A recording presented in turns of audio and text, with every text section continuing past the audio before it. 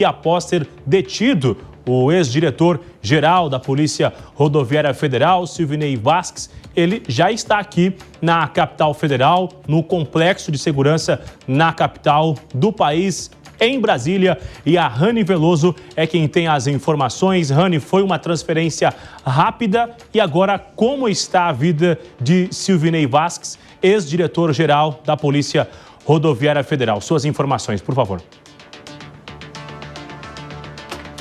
Boa tarde novamente, Bruno, a você e a todos que nos acompanham ao vivo direto de Brasília. Nesse momento, a defesa de Silvinei Vasquez, ex-diretor-geral da PRF, condenado a 24 anos e 6 meses por tentativa de golpe, mais outros 4 crimes, espera a resposta do ministro relator do caso, Alexandre de Moraes, em relação ao recurso que foi apresentado pedindo a transferência de Silvinei Vasquez da Papudinha, aqui em Brasília, para Santa Catarina, o estado de Silvinei. A defesa argumenta que seria para manutenção da integridade física e mental do preso, uma vez que seus familiares moram em Santa Catarina. Silvinei Vasquez chegou por volta das 13 horas do último sábado aqui em Brasília, no complexo penitenciário da Papuda, e dentro desse complexo há o batalhão da Polícia Militar, que é a Papudinha, que é uma área, inclusive, que já foi reservada para outro preso condenado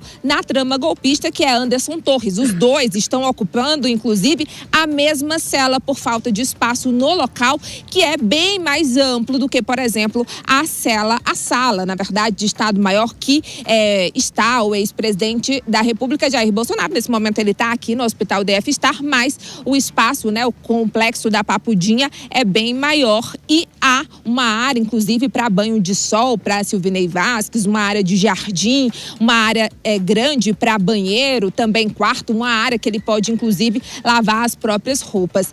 Então, nesse momento, o ministro Alexandre de Moraes ainda não deu a resposta sobre esse pedido da defesa. E a expectativa, Bruno, com quem eu conversei, pelo menos, é que o ministro negue isso por causa desses indícios de fuga. A gente lembra que Silvinei Vasquez tentou fugir do Brasil, de acordo com a Polícia Federal, na véspera de Natal, quando falhou o sinal do GPS da tornozeleira eletrônica. No dia 25, os policiais federais foram ao seu endereço em Santa Catarina e não o encontraram. Ele estava com a tornozeleira eletrônica exatamente com a medida cautelar para evitar essa possibilidade de fuga. Não foi suficiente e aí, desde então, Silvinei teria, de acordo com a PF, ainda tentado fugir do Brasil. Ele saiu de Santa Catarina em direção ao Paraguai em um carro e, inclusive, teria deixado a sua tornozeleira eletrônica em uma rodoviária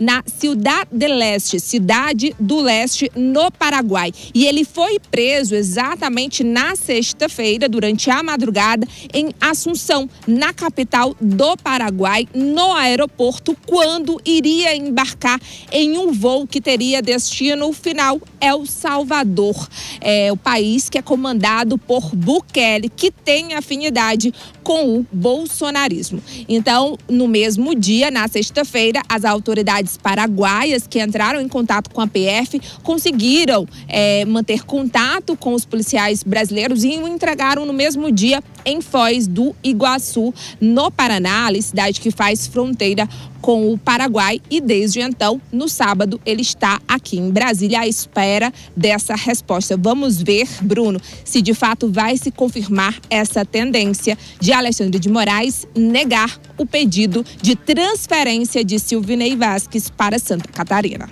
Volto com vocês.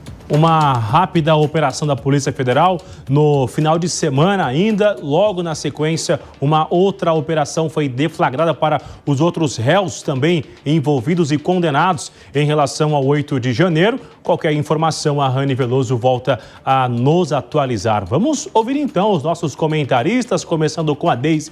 Novamente, Deise, quero ouvi-la, já que ambos, tanto Silvinei quanto o ministro Anderson Torres, eram representantes do governo. Anderson Torres foi ministro da Justiça, Silvinei era quase que subordinado a ele, sendo chefe ali da Polícia Rodoviária Federal. Ambos estão na mesma cela agora. O que representa esta operação? Eu digo além do olhar jurídico de fato. É um recado que a Suprema Corte manda para todos. Olha, não repitam, não façam, porque esse é o fim. É isso que vai acontecer. Esse é o recado entre linhas ou até mesmo em letras garrafais?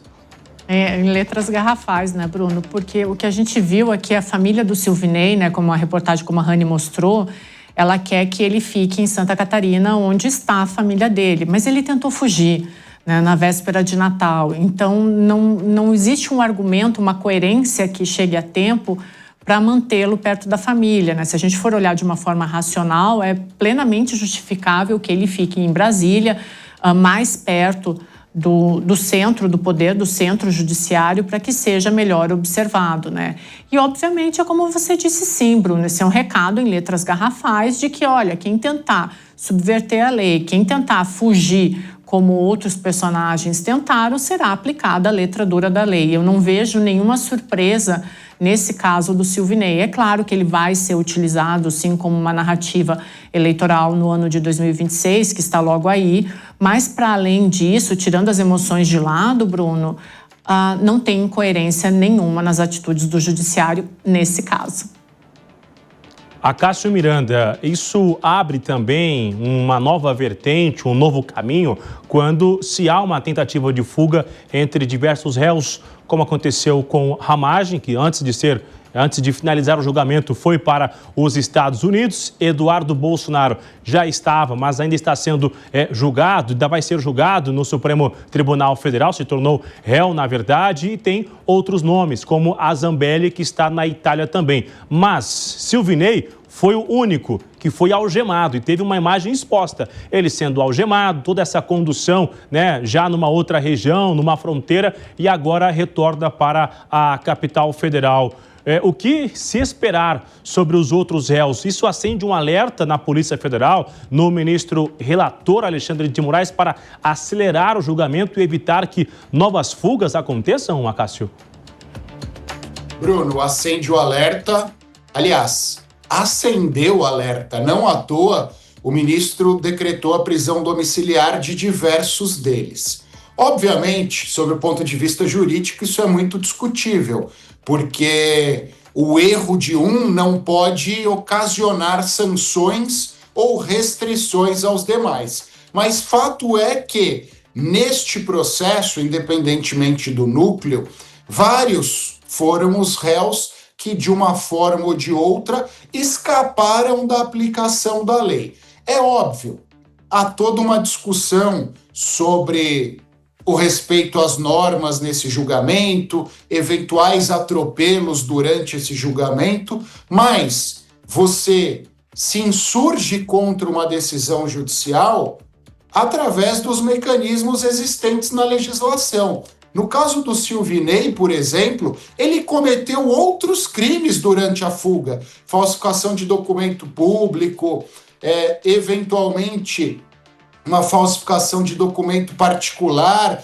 ou seja, a pretexto de escapar de um crime que ele reputa injusto, ele cometeu outros crimes sem nenhum rodeio, sem nenhum tipo de restrição ou de receio em relação a isso. Então isso obviamente acende o alerta no Poder Judiciário. E a Deise bem disse, eu acho que vale destacar esse ponto, esse processo será amplamente utilizado nas eleições de 2026. E me parece que os réus erram o timing em relação a isso. Neste momento que são feitas críticas contundentes ao Supremo Tribunal Federal por diversos setores da sociedade, talvez fosse a hora deles discutirem com mais afinco judicialmente.